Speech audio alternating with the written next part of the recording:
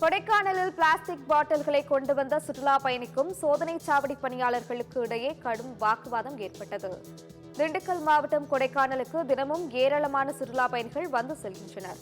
இயற்கை வளங்களையும் வனப்பகுதியையும் பாதுகாக்கும் விதமாக கொடைக்கானல் மலைப்பகுதிக்குள் நெகிழி பாட்டில்களை கொண்டுவர நீதிமன்றம் தடை விதித்துள்ளது.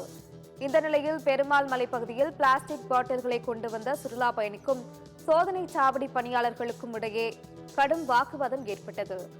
பசுமை வரியாக 20 ரூபாய் கேட்ட நிலையில் அதனை தர சுற்றுலா பயணி மறுப்பு தெரிவித்து வாக்குவாதம் செய்தார்.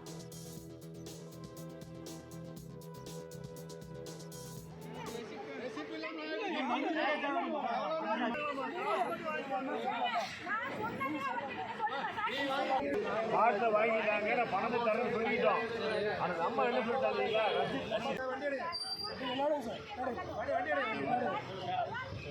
வண்டி